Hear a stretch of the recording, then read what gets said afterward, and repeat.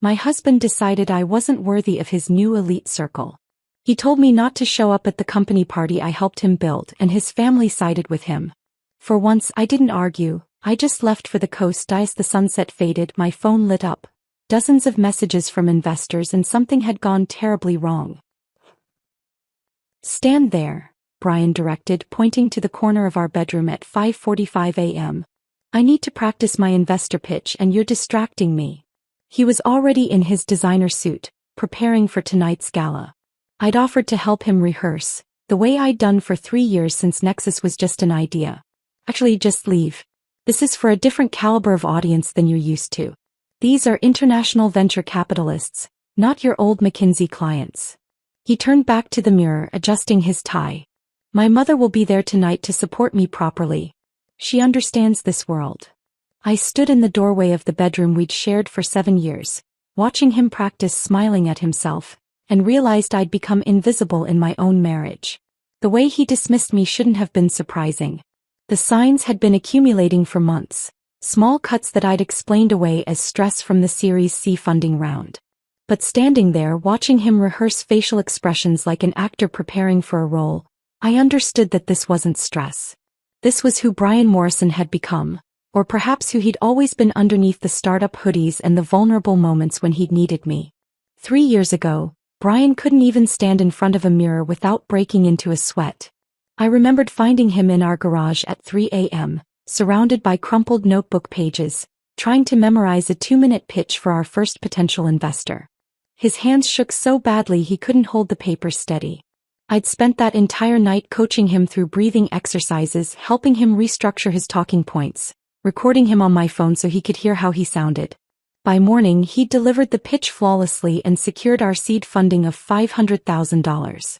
Now he was dismissing my McKinsey clients as if they were nothing. Those same clients who'd become Nexus's first enterprise customers when Brian couldn't afford a sales team. I'd leveraged every connection from my 5 years at the firm, calling in favors, arranging meetings on weekends, turning casual coffee conversations into product demonstrations. 3 contracts worth $2 million in recurring revenue that kept Nexus alive through its first year. But apparently that contribution had been erased from the official narrative. "Are you still here?" Brian asked without turning from the mirror. He was practicing his confident CEO laugh now, the one that sounded nothing like his real laugh. The real one was slightly nasal, ended with a small snort, and only came out when he was genuinely delighted by something. I hadn't heard it in 6 months. I walked back to the kitchen, my bare feet silent on the marble floors we'd chosen together when we'd signed the lease for this penthouse. Back then, Brian had insisted we needed a place that would impress investors when we hosted meetings. I'd agreed even though the rent consumed nearly half our budget. Now I realized I'd been furnishing his stage, not our home. My phone buzzed with a text from Jessica Chin, my former McKinsey colleague who now served as Nexus's head of operations.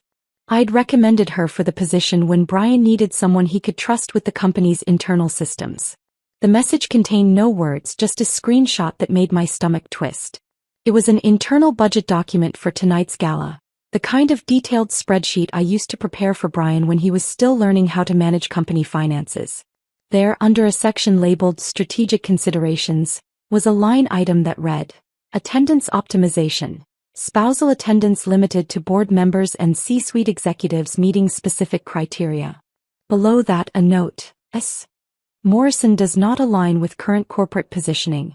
Refer to family advisory input. Family advisory input. That meant Margaret and Thomas Morrison, Brian's parents who'd spent the first year of Nexus calling it Brian's expensive hobby, and suggesting he return to law school. They'd only changed their tune when the Series B funding hit and suddenly their son was worth $20 million on paper. Now they were advising him on which spouse met the criteria for a corporate event. I thought about our garage office where Nexus had been born. The card table we'd used as a desk. The whiteboard covered in my handwriting because Brian's was illegible when he got excited about an idea. The air mattress we'd inflated when we were too exhausted to drive home safely after 18-hour coding sessions. I'd written half the initial platform code while Brian focused on the architecture. My contributions were baked into every line of the product that had made him rich. The coffee maker beeped, pulling me back to the present. Through the kitchen window, Seattle was waking up, the early morning light catching the glass towers of downtown. Somewhere in one of those buildings, investors were preparing for tonight's gala, ready to pour more millions into Nexus Technologies.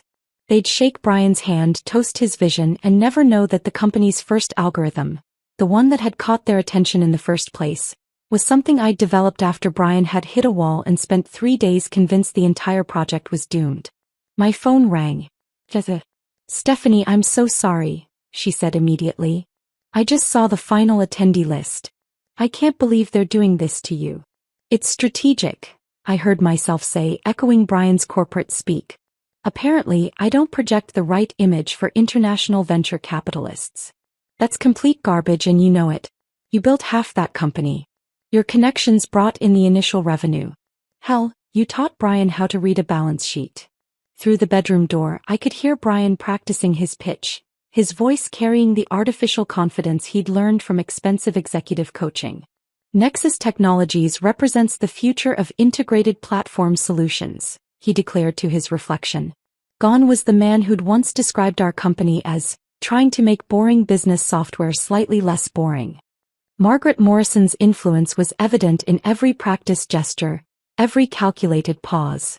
She'd been grooming him for months, transforming her son from a nervous programmer into someone who could navigate country clubs and charity galas. Someone whose wife needed to meet specific criteria. Jessica, I said quietly, does everyone at the company know I'm not invited tonight? The pause told me everything. The executive team knows. Brian announced it at yesterday's leadership meeting. Said it was a strategic decision made in consultation with the board and family advisors. Family advisors. There it was again. I'd been evaluated by committee and found lacking. Jessica's words hung in the air as I set down my phone. The executive team knew. Everyone at Nexus knew I'd been formally excluded from tonight's gala. The humiliation wasn't private anymore. It was corporate policy. By 2 p.m. I couldn't stand the silence of the penthouse any longer. I dressed carefully in my best business attire, the charcoal suit I'd worn to our Series B closing, and drove to Nexus headquarters. The building we'd moved into last year gleamed in the afternoon sun, all glass and steel ambition. The security guard, Marcus, who'd known me since we operated from a co-working space, looked uncomfortable when I walked through the lobby. Afternoon, Mrs. Morrison, he said, not quite meeting my eyes. He knew too. The elevator ride to the 20th floor felt endless. When the doors opened, I saw Jennifer, Brian's latest assistant, frantically typing at her desk. She looked up and her face went pale. Stephanie, Mr. Morrison is in a meeting with. I'll wait, I said, walking past her toward Brian's corner office. Through the glass walls, I could see him gesturing at a presentation, 3 men in expensive suits nodding along. The view behind him showcased Elliott Bay in all its afternoon glory, carefully chosen to impress visitors. Everything about that office was calculated for maximum impact, including, apparently, my absence. 20 minutes later, the investors filed out, barely glancing in my direction. Brian stood in his doorway, his expression unreadable. We need to talk, I said. He stepped aside, letting me enter before closing the door. The office still smelled like his cologne, something French that Margaret had gifted him. He walked to his desk, putting the massive oak surface between us like a barrier. You came here to make a scene? He asked, adjusting the Hermes tie his mother had given him last Christmas. The tie I'd watched him unwrap with such pride, as if that strip of silk represented his acceptance into some exclusive club. I came here for an explanation. A real one. Not corporate doublespeak in a text message. Brian sighed the way he did when he thought I was being unreasonable. Stephanie, these investors tonight, they're not from Seattle. They're Silicon Valley elite international venture capitalists who expect a certain level of sophistication. You're brilliant at strategy, I'll give you that, but this is about cultural fit. Cultural fit, I repeated. I have an MBA from Northwestern. I worked at McKinsey for 5 years. What culture am I not fitting into? It's not that simple. He moved to the window, gazing out at the water. These people can sense things. They read subtle cues. The way someone holds a wine glass, the references they make in conversation, whether they summer in the Hamptons or Martha's Vineyard. You don't speak their language. I speak 3 languages fluently, I shot back. Including the coding languages that built the platform they're investing in. That's not what I mean, and you know it. The memory of last month's dinner at his parents' estate suddenly felt relevant. Margaret had invited her country club friend Victoria Ashworth, whose husband ran a private equity firm. I'd walked into the drawing room, yes, they called it a drawing room, to hear Margaret saying, "And this is Brian's wife, Stephanie. She used to help with marketing back when the company was still small." Used to. Was small. Every word chosen to diminish my ongoing contribution. Victoria had smiled, that particular smile reserved for people deemed beneath consideration. How lovely. And what do you do now? Before I could answer, Margaret had steered me toward a cluster of women discussing the upcoming hospital charity luncheon. Stephanie would love to hear about the fundraising committee, she'd announced, as if my strategic consulting background had evaporated the moment her son's valuation crossed 9 figures. Meanwhile, Brian and his father had retired to Thomas's study to discuss expansion strategies with Victoria's husband. I'd stood there, trapped in a conversation about table centerpieces, while the men planned the future of the company I'd helped build. "Your mother made it very clear last month that I don't belong in your world," I said now, watching Brian's reflection in the window. He turned around, his face set in that expression he wore during board meetings. "My family understands this environment. They've been part of it for generations. They only want what's best for the company." "What's best for the company?" I said slowly. "Or what's best for their image? Sometimes those are the same thing." He moved back to his desk, straightening papers that didn't need straightening. "Look, my family agrees that sometimes the most supportive thing a spouse can do is step back. This isn't personal." "Your family agrees," I repeated. "When did Margaret and Thomas become the board of directors for our marriage?" "They're advisors. They have experience with this level of society." "This level of society." The words tasted bitter. "The level where wives are evaluated by committee and found lacking?" Brian's jaw tightened. "They're trying to help. Mom says your presence might send the wrong signal to potential investors worth hundreds of millions. These people expect a certain type of presentation." "A certain type of wife, you mean?" He didn't deny it. Instead, he looked at his watch, a new Patek Philippe that had appeared on his wrist after the last funding round. "The gala starts in 4 hours. I need to prepare." That was it. No apology. No acknowledgement of what this meant. Just dismissal, as clean and corporate as a termination letter. I stood up, studying the man I'd married 7 years ago. Somewhere under the designer suit and practiced executive presence was the nervous programmer who'd needed me to hold his hand through every major decision. But that person had been carefully edited out of existence, replaced by this polished stranger who viewed me as a liability to be managed. "You're right," I said quietly. "I don't fit into this world you've created. The world where people are evaluated like stock options and marriages are treated like merger agreements." I walked to the door, then turned back. "Your parents must be so proud. You've finally become exactly what they always wanted. Someone who measures human worth in terms of strategic value." The drive back to the penthouse took 12 minutes. I spent them making a mental list. By the time I parked, I'd already pulled up vacation rentals on my phone. Cannon Beach, Oregon. A cottage on the coast, available immediately. The photos showed rough wooden walls, mismatched furniture, and an unobstructed view of the Pacific. Everything Brian would consider beneath our status. I packed methodically, choosing clothes Brian had always criticized. The comfortable jeans he said looked too casual. The university sweatshirts he claimed were not appropriate for someone in our position. The sneakers he tried to throw away because they weren't designer brand. Each item felt like reclaiming a piece of myself I'd gradually surrendered. The penthouse felt like a museum as I moved through it one last time. Every carefully chosen piece of furniture, every precisely placed artwork, all selected to project success and sophistication. None of it felt like home. Never had. I left my set of keys on the marble counter, next to the invitation for tonight's gala that bore only Brian's name. No note. No dramatic goodbye. Just absence, clean and simple. Let him explain that to his strategic advisors. The drive out of Seattle felt like exhaling after holding my breath for 3 years. In the rearview mirror, the city's skyline grew smaller. All those glass towers full of people calculating each other's worth. Ahead, the Pacific Coast Highway stretched toward something I'd forgotten existed. The possibility of being enough, exactly as I was. The Pacific Coast Highway stretched ahead of me as dusk fell. my headlights cutting through the coastal fog that rolled in like a living thing. 4 hours out of Seattle, I finally turned down the gravel road that led to the cottage, my car's GPS struggling to maintain signal. When the small wooden house appeared through the mist, perched on its bluff like a bird's nest, something in my chest loosened for the first time in months. Elena, the owner, stood on the porch wearing paint-splattered overalls and holding a lantern that cast warm light into the growing darkness. Her gray hair was twisted into a messy bun held by what appeared to be a paintbrush, and her smile held no judgment, only welcome. "You must be Stephanie," she said, her voice carrying a slight accent I couldn't place. "You look exactly like someone who needs to disappear for a while." The accuracy of her observation should have been unsettling, but instead it felt like permission. She handed me the keys, surprisingly heavy and old-fashioned, then gestured to a bottle of red wine sitting on the porch railing. "Local vineyard," she explained. "For whatever you're escaping or celebrating.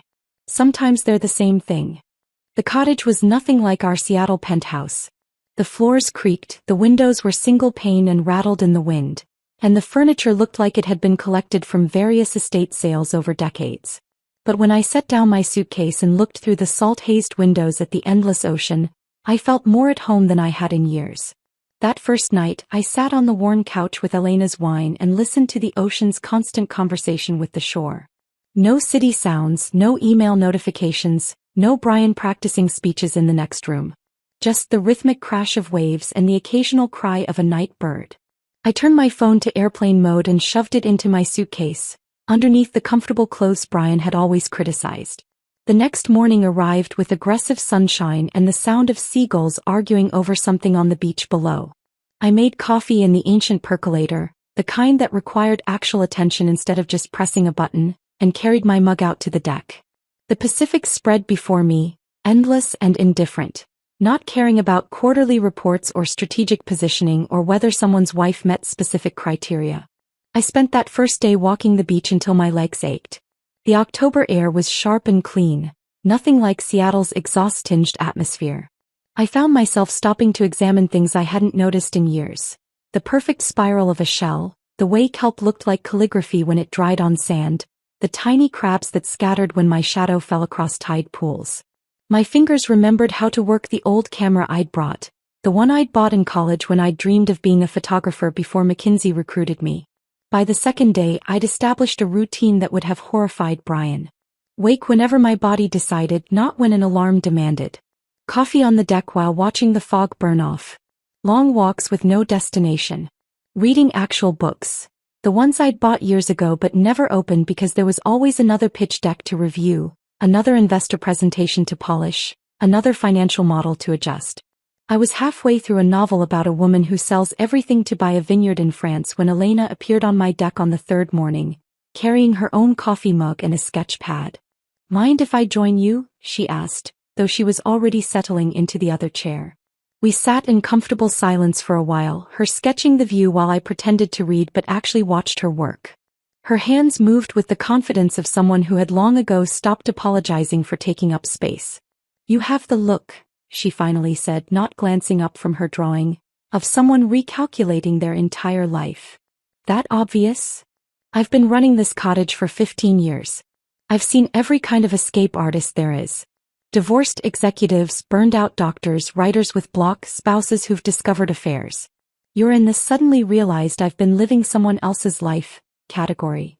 I laughed, surprising myself with how bitter it sounded. My husband decided I wasn't sophisticated enough for his new social circle. Specifically, I don't meet the criteria for attending his company's investor gala. The one for the company I helped build. Elena's pencil paused. She looked at me then really looked, her eyes sharp despite the laugh lines surrounding them. "Let me guess," she said. "He got successful and suddenly you weren't the right kind of accessory anymore. His parents agree I might send the wrong signal to international investors." Elena snorted, returning to her sketch. "You know what I love about the ocean? It doesn't care about your net worth. Waves crash the same for billionaires and artists. Sand gets in everyone's shoes equally. The tide doesn't check your portfolio before it comes in." He was right, of course. The Pacific didn't care that I'd been deemed unsophisticated by the Morrison family standards. It didn't care that I'd failed to meet strategic criteria. It just kept being itself, vast and honest and completely unimpressed by human pretensions. That afternoon I did something I hadn't done in 3 years. I cooked a meal without checking the time, without calculating when Brian would be home, without worrying whether it photographed well enough for the social media presence he insisted we maintain. I made pasta with butter and garlic, nothing more elaborate, and ate it on the deck while the sun set, turning the sky into a watercolor Elena could have painted. Later, I found a journal in the cottage's bookshelf, its pages slightly yellowed but empty. I started writing, my hand cramping because I'd grown so used to typing. At first, I wrote about Brian, about the hurt and humiliation. But gradually, other things emerged. The photography business I'd dreamed of starting before McKinsey's offer made me practical. The novel I'd outlined but never written because there was always something more important to do for Nexus. The teaching position I'd turned down because Brian said we needed to focus on our company. Except it had never been our company. It had been his company that I'd helped build, his dream that I'd supported, his success that I'd facilitated. Somewhere in those 3 years of coding and spreadsheets and investor meetings, I'd forgotten that I'd once had dreams too. Dreams that didn't involve IPOs or market valuations or impressing people who measured worth in stock options. On the 4th morning, I walked to the small town center, a collection of weathered buildings that looked like they'd been resisting change since the 1970s. The coffee shop had mismatched chairs and a chalkboard menu, nothing like the sleek Seattle cafes Brian preferred. The owner, a woman with flower in her hair, smiled when I ordered and didn't ask what I did for a living or where I'd gone to school or whether I summered anywhere impressive. I walked back to the cottage from the coffee shop as Saturday afternoon faded into evening, carrying a paper bag with fresh bread that the baker had pulled from the oven while I waited. The simplicity of that transaction, money for bread, no evaluation of my worthiness to purchase it, felt revolutionary after years of every interaction being measured for its strategic value. The sun was beginning its descent toward the horizon when I settled onto the cottage deck with a glass of Elena's wine. October 7th, 7:15 p.m. 400 miles away, the doors of the Fairmont Olympic Hotel's Grand Ballroom would be opening for Nexus Technologies' Investor Gala. I knew because I'd toured that space with Brian 6 months ago, when he'd grabbed my hand and whispered that this would be our victory celebration. The memory felt like it belonged to different people entirely. I could picture it perfectly. The ballroom would be transformed with the precise lighting we'd selected together, the floral arrangements from the vendor I'd researched, the signature cocktails I'd suggested based on the German investors' preferences I'd discovered through careful investigation of their previous events. Every detail bearing my invisible fingerprint while my actual presence had been deemed inappropriate. The wine tasted sharp against the salt air. I watched the sun paint the ocean gold and tried not to think about Brian adjusting his tie one final time, Margaret standing beside him in whatever designer dress she'd purchased specifically to impress the international crowd, Thomas working the room with his practiced investment banker charm. All of them pretending I'd never existed or worse, that my absence was natural, planned, mutually agreed upon. My phone sat face down on the wooden table, still in airplane mode where it had lived for days. But curiosity, that terrible human flaw, began its familiar itch. What if something had gone wrong with the catering? What if Brian's presentation had technical difficulties? What if, and I hated myself for thinking it, what if he needed me? At 7:43 p.m. I turned on my phone. The screen erupted immediately. The notification sound became one continuous buzz as messages flooded in faster than the device could process them. 26 missed calls. 42 texts. 17 emails marked urgent. The phone actually grew warm in my hand from the sudden activity. Jessica's name dominated the missed calls. Her text started professionally and descended into chaos. Stephanie, please call when you get this. Something's happened with the German investors. Brian needs you to call immediately. Call me now. Everything is imploding. Where are you? This is insane. The investors are walking out. Brian's having a meltdown. Then something that made me sit up straight. A text from Margaret Morrison. In 7 years of marriage, my mother-in-law had never contacted me directly through my phone. She communicated through Brian or, when absolutely necessary, through formal written invitations. But there it was, urgent, family emergency. You must call immediately. I called Jessica first. She answered before the first ring finished. Thank God, she gasped, and I could hear chaos in the background. Raised voices, what sounded like chairs scraping, someone shouting about damage control. Stephanie, where have you been? Everything's falling apart. What happened? The Germans happened. The due diligence documents. Oh God, Stephanie, I tried to warn Brian but he wouldn't listen. Jessica, slow down. What about the documents? I heard her take a shaky breath. You know that junior analyst Brian hired last month? Kevin something? He was assigned to compile the due diligence package for the German investors. Brian told him to be thorough, to include everything that showed Nexus's operational excellence. My stomach tightened. And he included everything, Stephanie. Everything. All the internal communications about tonight's gala, the budget documents, the email chains. Including the strategic considerations document that listed you as excluded for not meeting criteria. Including Brian's email to the board where he wrote. She paused and I could hear papers rustling. Where he wrote, my wife's presence might send the wrong signal about our corporate sophistication. After consultation with my family advisors, we've determined her attendance would not align with our positioning for international investment. The wine glass slipped from my hand, shattering on the deck. Red liquid spread across the weathered wood like blood. The Germans saw it? Ingrid Hoffmann herself. You know, the managing partner of Rain Technic Ventures? The one controlling $2 billion in assets? She was reviewing the documents during the cocktail hour. Brian was in the middle of his presentation about Nexus's values and corporate culture when she stood up. She stood up during his presentation? In front of everyone. 200 people, all the major investors, the entire board. She held up her tablet with the document displayed and said, Stephanie, I'm not exaggerating, she said. Mr. Morrison, could you explain why your wife, who according to your own company history helped build this platform, has been excluded from tonight's event for failing to meet sophistication criteria? I sank into the deck chair, my legs suddenly unable to support me. Jessica continued, her voice dropping to almost a whisper. The room went dead silent.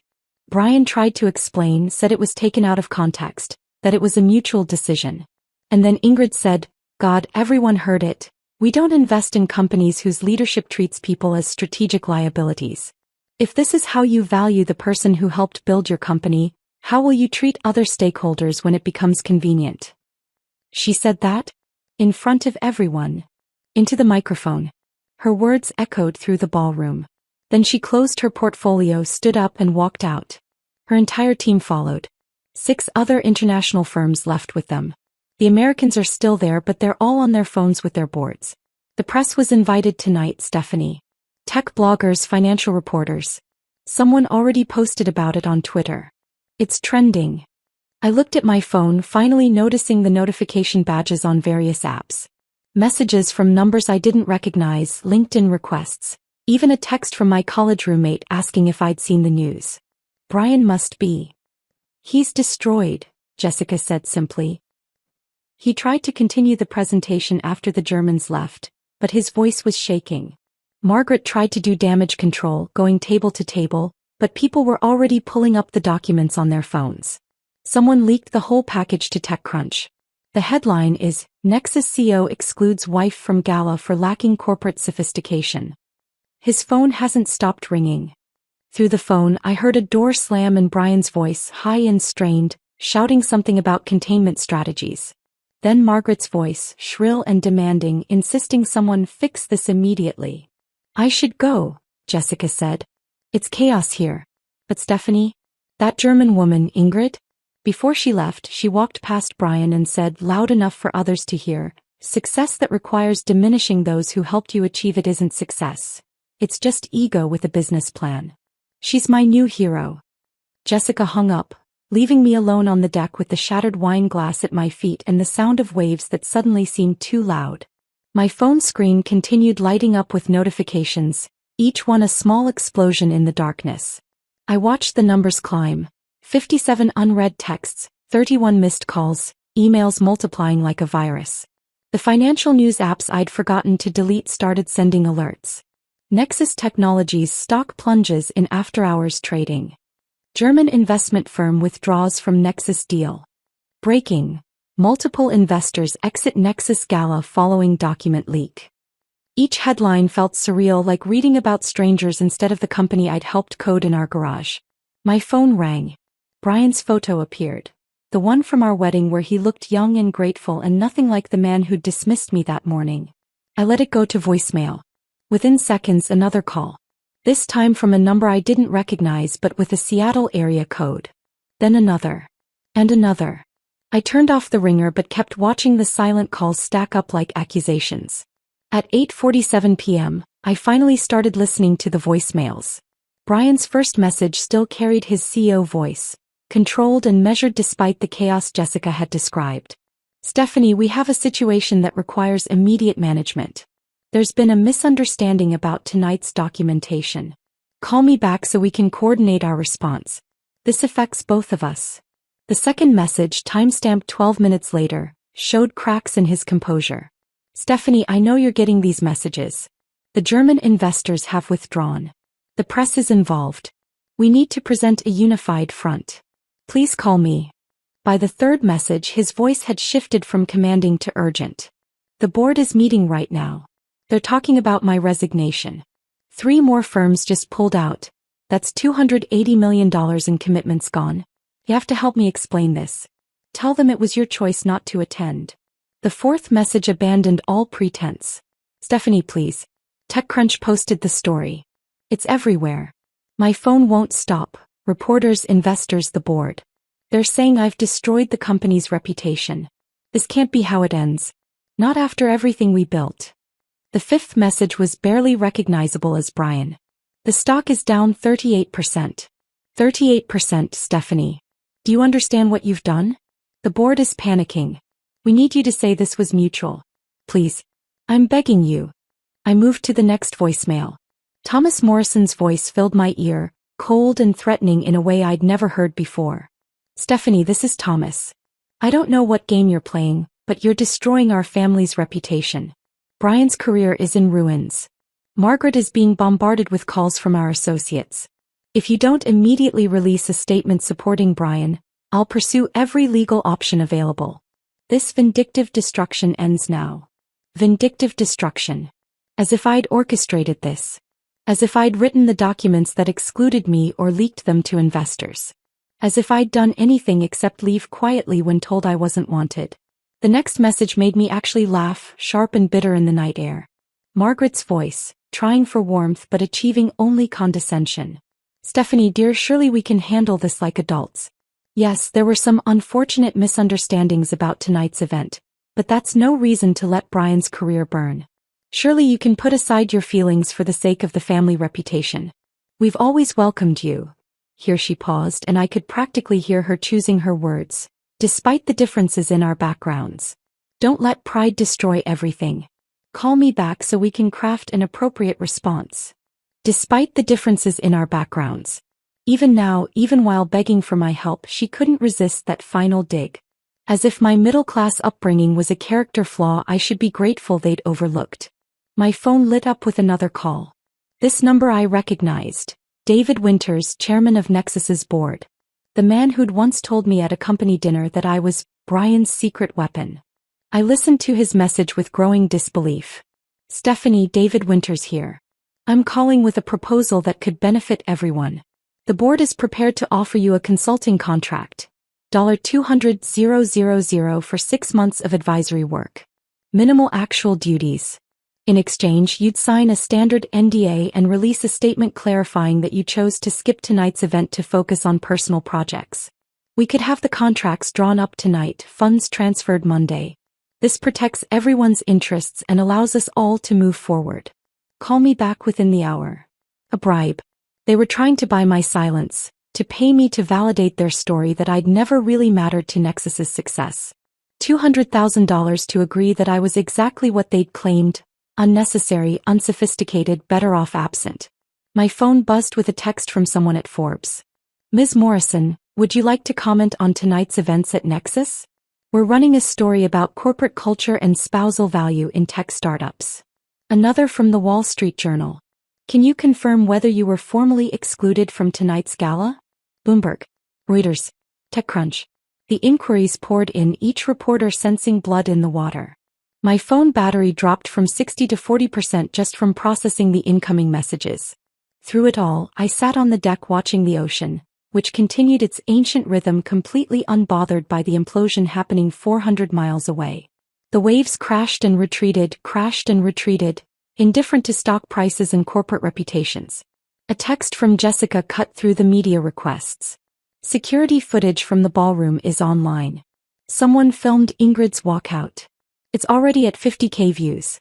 Brian tried to have it removed, but it's been downloaded and reposted everywhere. The comments section is brutal. I didn't look for the video. I didn't need to see Brian's face when his carefully constructed world collapsed. I'd seen that expression before in smaller moments.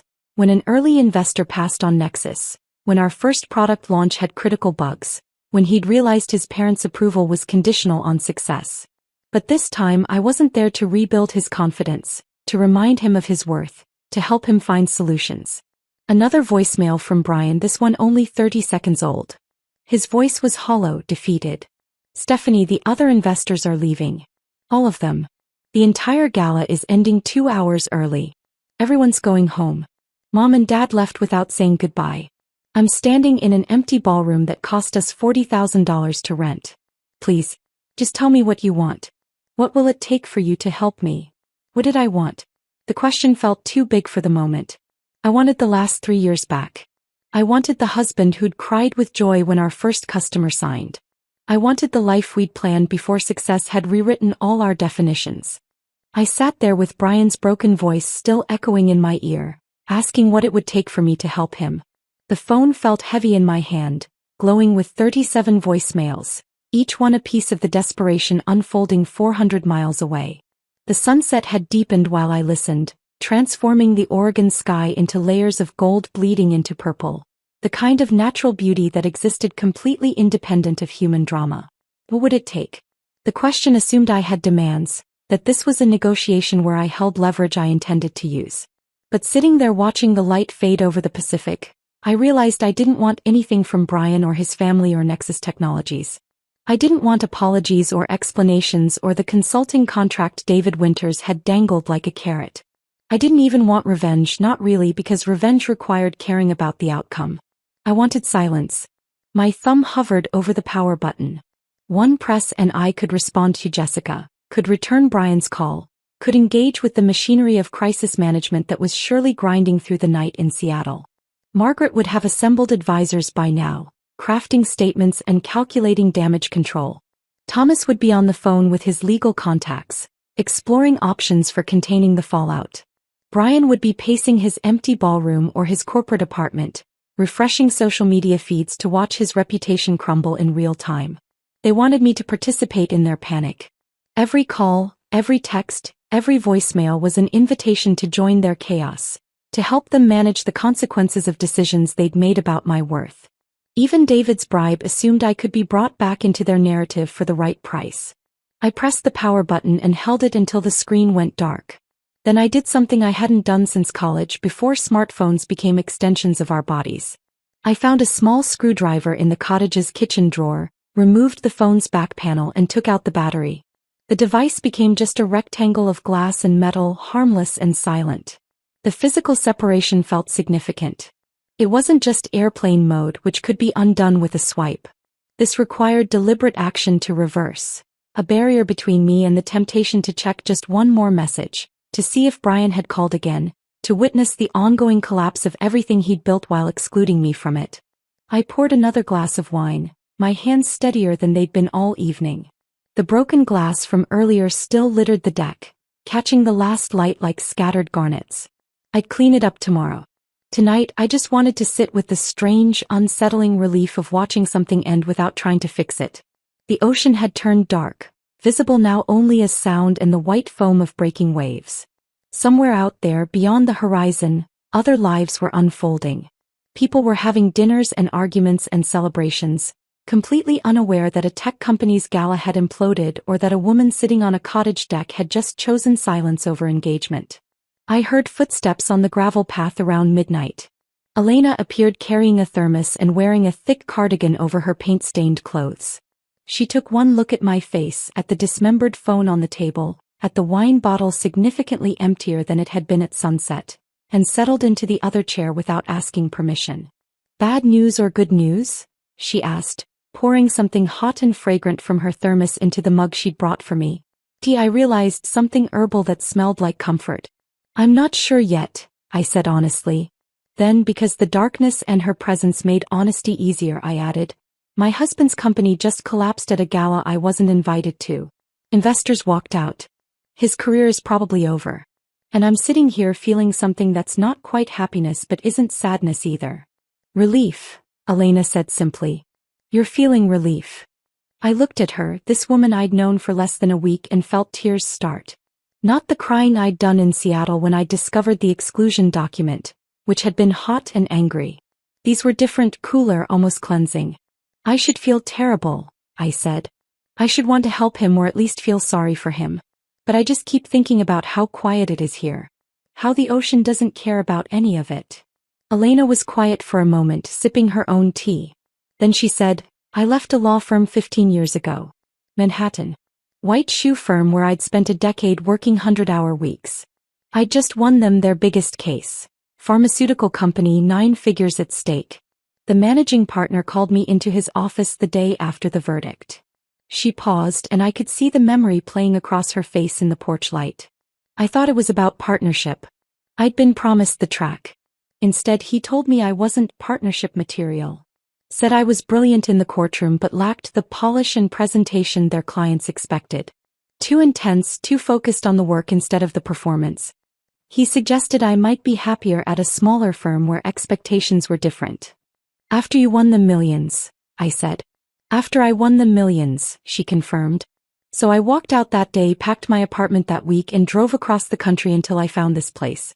Bought the cottage with my savings, started painting, and never went back. Best decision I ever made." "Did they call you?" I asked. "Try to get you back?" Elena smiled, and it was the kind of smile that held years of earned wisdom. "They called for months. The case I'd won started having complications. The client wasn't happy with the replacement attorney. They offered me senior partner, my name on the door, a corner office. I never answered. Eventually they stopped calling. Last I heard, the client left the firm entirely." She leaned forward, her eyes catching mine in the dim light. "You know what I learned?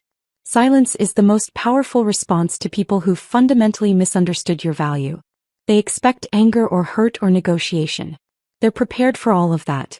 But silence forces them to sit with their decisions without your participation."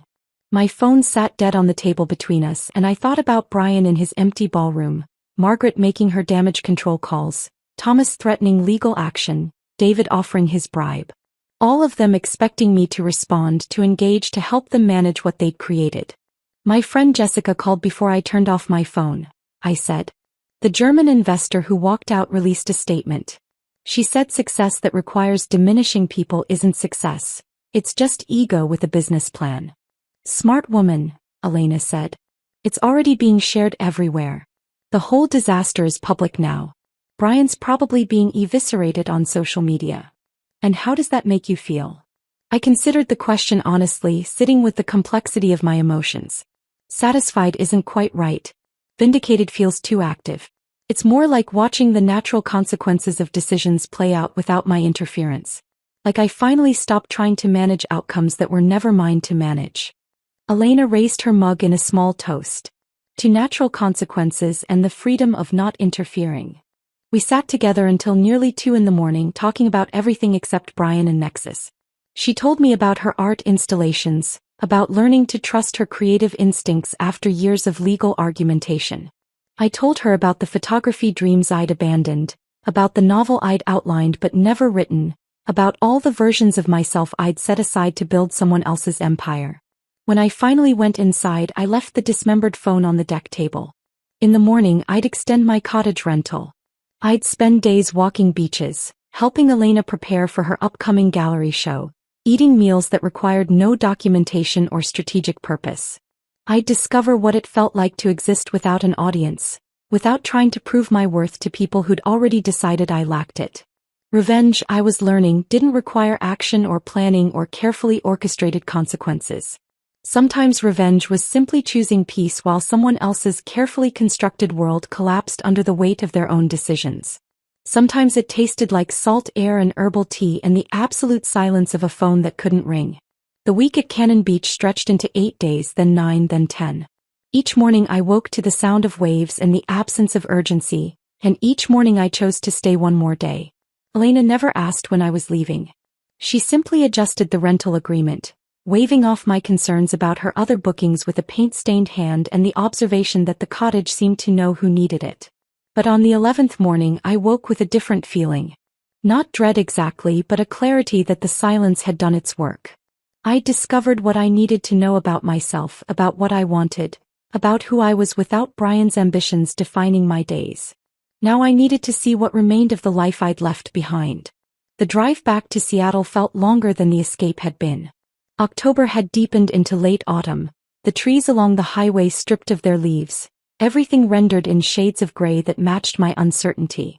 I'd turned my phone back on that morning, letting it charge while I packed, but I hadn't looked at the messages. There would be time enough for that chaos once I arrived. The city appeared through the rain around 4 in the afternoon, its skyline emerging from the mist like a familiar stranger. I'd lived here for 7 years, but driving through downtown toward our penthouse, I felt like a tourist observing someone else's life. The coffee shops where Brian and I had planned our early strategies. The restaurant where we'd celebrated our first major contract. The park where we'd walked on Sunday mornings before success had filled every weekend with networking events. Our building's parking garage told the first story. I pulled into my designated spot and noticed Brian's Tesla was gone. In its place sat nothing, just empty concrete marked with the faint tire tracks of his departure. I sat in my car for a long moment, engine off, listening to the tick of cooling metal and trying to prepare myself for whatever waited upstairs. The penthouse felt abandoned the moment I opened the door. Not empty. All the furniture remained, all the carefully chosen artwork still hung on the walls, but hollow in a way that had nothing to do with physical occupancy. The air tasted stale, as if no one had opened a window in days. Mail had accumulated on the entry table, mostly bills and corporate correspondence addressed to Brian. I walked through the rooms slowly, noting the small absences that marked his departure. His toiletries gone from the bathroom. The closet half empty where his suits had hung. His laptop missing from the desk in the study. He'd taken only what he needed and left everything else like evidence of a life that had stopped mid-sentence. On the kitchen counter, I found a single envelope with my name written in handwriting I didn't recognize. Inside were divorce papers, the language formal and cold. Irreconcilable differences appeared multiple times, each instance a bureaucratic translation of 3 years of gradual erasure. There was no note, no explanation beyond the legal terminology. Brian had communicated his final decision through his attorney, maintaining his professional distance even in the dissolution of our marriage. I should have felt something, anger or grief or even relief. Instead, I felt only a distant curiosity, as if I were reading about someone else's divorce. The papers requested nothing unreasonable. Asset division would be negotiated. The penthouse lease was in both names. Everything could be handled through lawyers, no direct communication required. I left the papers on the counter and looked out at the city lights beginning to glow in the early evening darkness. Somewhere out there, Brian was living in a corporate apartment, probably still wearing his designer suits and practicing his executive presence for whatever remained of his career. The thought held no satisfaction, no vindication. It simply was. The next morning I met with Catherine Wright, the attorney Elena's friend had recommended. Her office occupied a modest suite in a building far from the gleaming towers where Seattle's elite firms resided. The furniture was comfortable rather than impressive, the art on the walls originals by local artists rather than investment pieces. She greeted me with a firm handshake and eyes that suggested she'd heard every story and judged none of them. "I've reviewed the divorce filing," Catherine said once we'd settled with coffee. "Straightforward language, no unusual requests. But I thought you should know what's been happening with Nexus Technologies since the gala incident." She pulled out a folder thick with printed articles and financial documents. The top page showed a graph of Nexus's stock valuation, the line dropping like a cliff edge after October 7th. 40% decline in valuation, Catherine continued, her finger tracing the descent. 3 board members have resigned, including your former father-in-law Thomas Morrison. The company lost not just the German investment but 2 other international firms that were in late-stage negotiations. Total capital withdrawal of approximately $400 million. I stared at the numbers, trying to connect them to the company I'd helped code in our garage.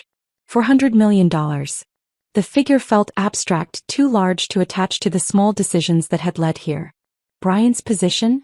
I asked. Still CEO technically, but the board has stripped him of several key authorities. He's essentially a figurehead now while they search for replacement leadership. His parents withdrew their financial backing 2 days after the gala. According to my sources, Margaret Morrison told several people at her country club that they needed to protect their other investments from association with the scandal. The irony wasn't lost on me. Margaret, who'd been so concerned about my presence sending the wrong signal to investors, had herself sent the clearest signal possible by abandoning her son when his reputation became a liability. There's more, Catherine said, sliding another document across her desk. International expansion plans have been suspended indefinitely. The London and Singapore offices that were scheduled to open next quarter have been cancelled. Several key employees have left for competitors. How many employees? 43 in the last 10 days. Including most of the original engineering team that built the platform with you and Brian. I thought of those early days, the people who'd believed in Nexus when it was just an idea. Good engineers who'd taken salary cuts to join a startup, who'd worked impossible hours because they believed in what we were building. Now they were leaving, taking their institutional knowledge with them, and I couldn't blame them.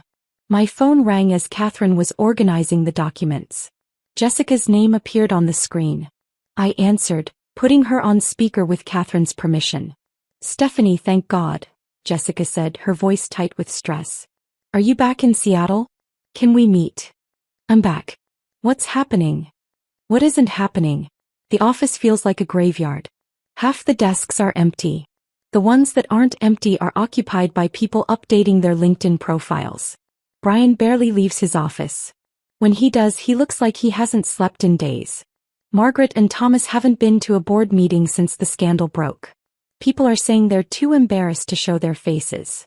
We arranged to meet for coffee that afternoon at a small place near Pike Place Market, deliberately choosing somewhere far from Nexus's offices and the corporate haunts where we might encounter people from that world. Jessica looked exhausted when she arrived, her usually perfect appearance softened by shadows under her eyes and hair pulled back in a simple ponytail rather than her professional style.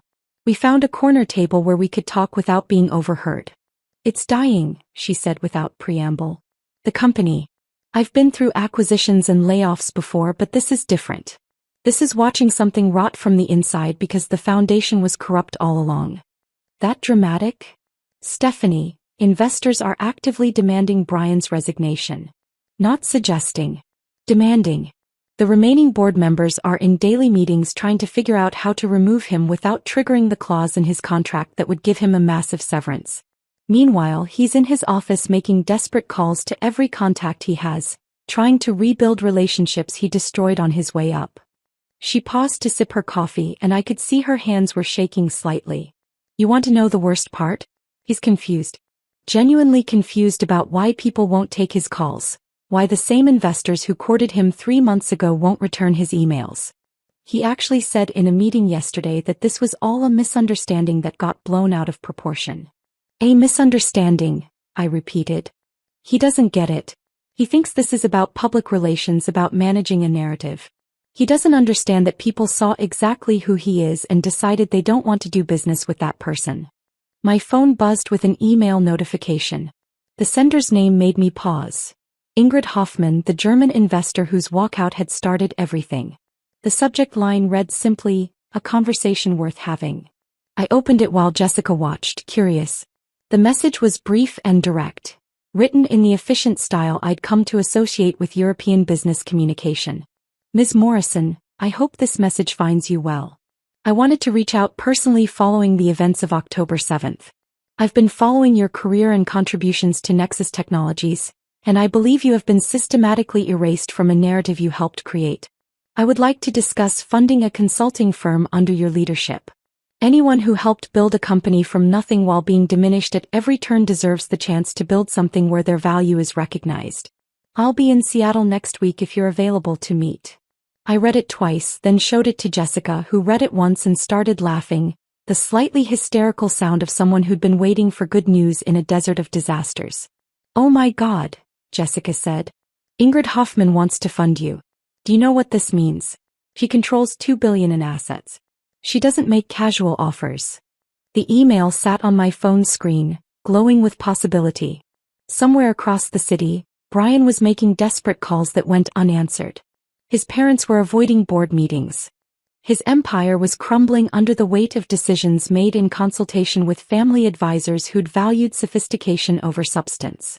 And here, in a modest coffee shop far from the towers of ambition, someone was offering me the chance to build something new. Something where my value wouldn't need defending because it would be fundamental to the foundation. I looked at Jessica, then back at the email, and felt something shift inside me. Not revenge. Not vindication. Just the quiet recognition that sometimes the most elegant response to being erased is to become impossible to ignore. I typed my response to Ingrid Hoffman right there in the coffee shop, my thumbs moving across the phone screen while Jessica watched with barely contained excitement. The message was simple, professional, accepting her offer to meet the following week. When I hit send, Jessica reached across the table and squeezed my hand, her eyes bright with something that looked like vindication but felt more like hope. The meeting with Ingrid took place in a hotel conference room overlooking Elliott Bay, neutral territory that belonged to neither my past nor my uncertain future. She arrived exactly on time, her presence commanding without being aggressive, wearing a tailored suit that spoke of quality rather than display. We shook hands and I noticed her grip was firm, the kind that communicated equality rather than dominance. "Thank you for meeting me," she said, her accent slight but present.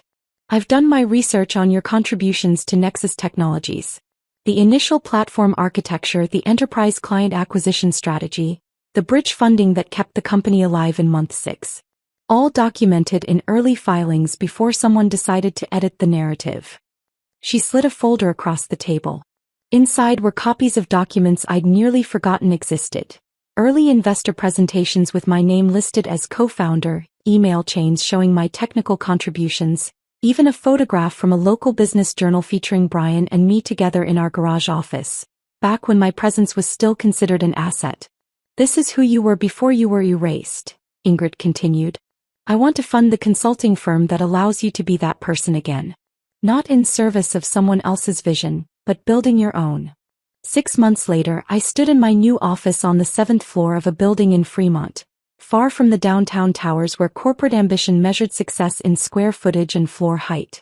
The space was modest, 3 rooms with large windows overlooking Puget Sound, the water visible between the buildings like a promise of escape always within reach. My name was on the door in simple lettering. Morrison Strategic Consulting. I'd kept Brian's last name, not out of sentimentality but because it was still legally mine, and changing it felt like giving him more attention than he deserved. Besides, there was a certain poetry in building something successful under the same name he'd tried to exclude from his achievements. The firm had launched quietly in April. No press release or grand opening, just word of mouth through the network of people who'd watched the Nexus scandal unfold and drawn their own conclusions. Ingrid had been true to her word, providing seed funding and connecting me with founders who valued substance over performance. Within 2 months, I had 3 major clients. The first was a female-founded startup in biotech, a company developing diagnostic tools for early cancer detection. The founder, Dr. Sarah Chin, had reached out after Ingrid mentioned my name, saying she needed someone who understood what it meant to build something real while surrounded by people more interested in appearances. I helped her structure her Series A pitch, connecting her with investors who asked about her science before they asked about her pedigree. The second client came through Jessica, who'd finally left Nexus in March when it became clear the company was beyond saving. She joined a mid-stage fintech startup and recommended me to their CEO, who needed help navigating expansion without losing the culture that had made them successful in the first place. I'd spent 6 weeks embedded with their team, teaching them how to scale without sacrificing the values that had attracted their early employees. The third was a nonprofit focused on bringing technology education to underserved communities, work that paid modestly but mattered in ways that Nexus never had. The executive director told me during our first meeting that she'd specifically sought me out because she wanted someone who understood that impact wasn't always measured in valuations and exit strategies. My office was furnished simply, nothing like the carefully curated spaces Brian favored. A solid desk I'd found at an estate sale, comfortable chairs for clients, bookshelves holding texts on strategy and leadership alongside novels and poetry collections. On one wall hung several of Elena's paintings, vibrant abstracts that reminded me of Cannon Beach and the week that had changed everything. But the most important piece sat on my desk in a simple frame. A photograph I'd taken that night in October, the sunset over the Pacific painted in layers of gold and purple. I'd captured it minutes before turning on my phone and discovering Brian's world had imploded. The image held no people, no corporate logos, no markers of success or failure. Just the ocean and sky in conversation with each other, indifferent to human drama. I looked at that photo every morning when I arrived and every evening before I left. A reminder that the most elegant form of moving forward wasn't dramatic or calculated. It was simply building something true while others discovered the consequences of their own choices. News of Brian reached me occasionally through professional channels, the kind of information that circulated through Seattle's tech community whether you sought it or not. He remained CEO of Nexus Technologies, though the company he led bore little resemblance to what we'd built together. The valuation had stabilized at roughly 40% of its peak, the international expansion plans remained suspended, and the once vibrant office culture had calcified into something cautious and diminished. In May, Jessica had forwarded me a Seattle Times announcement with a single word of commentary: "Wow." Brian was engaged to Vanessa Hartley, daughter of a prominent Seattle family whose wealth predated tech booms and whose social connections ran through every elite institution in the city. Margaret had been quoted in the announcement describing Vanessa as "from a good family who truly understands our world." The subtext so obvious it barely qualified as subtext. I'd studied the engagement photo, searching for traces of the man I'd married. Brian stood in his designer suit, Vanessa beside him in something tasteful and expensive, both of them smiling the careful smiles of people who understood they were performing for an audience. He'd gotten everything he'd apparently wanted: the right kind of wife, the CEO title, his mother's approval. But the image held a hollowness that even professional photography couldn't disguise. According to Jessica's sources, he still went to the office every day, still wore his Hermes ties and practiced his executive presence. But he led a company that had lost its momentum and its soul. The engineers who remained did so because they needed the salary, not because they believed in anything Nexus was building. The innovative culture we'd cultivated in those early days had been replaced by careful risk aversion. Every decision filtered through layers of committees designed to prevent another scandal. The Morrison family's social position had shifted in ways that seemed to cause Margaret particular distress. Jessica had heard through her network that Margaret and Thomas had quietly withdrawn from several country club committees, their names no longer appearing on the boards they'd once prominently served. Their famous holiday party, which had once drawn 200 guests from Seattle's elite circles, had shrunk to a modest dinner for close friends and family. Thomas had been overheard at a restaurant in June, his voice carrying farther than he'd intended after several drinks. "We never should have encouraged Brian's ambitions beyond his capabilities," he told his dinner companion, a statement that revealed more about the Morrison family values than any amount of polished public presentation ever had. When success was assured, they'd claimed credit for Brian's vision.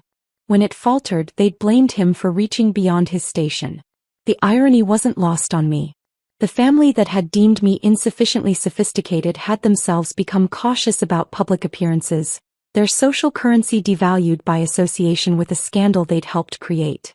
Margaret, who'd been so concerned about signals sent to investors, had sent the clearest signal of all by abandoning her son when his reputation became a liability, only to return when he'd secured an engagement that restored some measure of social acceptability.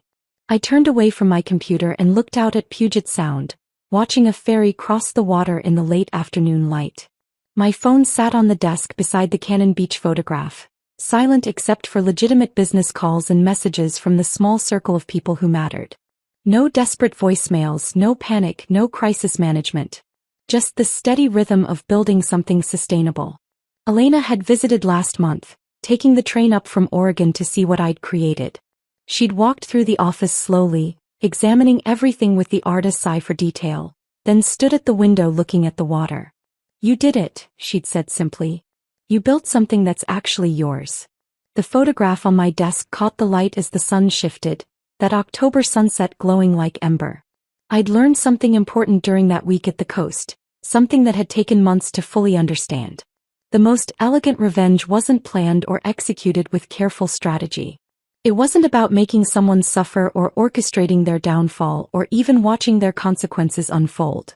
It was simpler than that. It was building a life so firmly grounded in your own values that other people's judgments became irrelevant. It was finding peace in the distance between who they'd decided you were and who you actually became. It was discovering that the ocean's indifference to human hierarchies was a kind of wisdom worth internalizing. Brian had his title and his appropriate fiancée and his mother's qualified approval.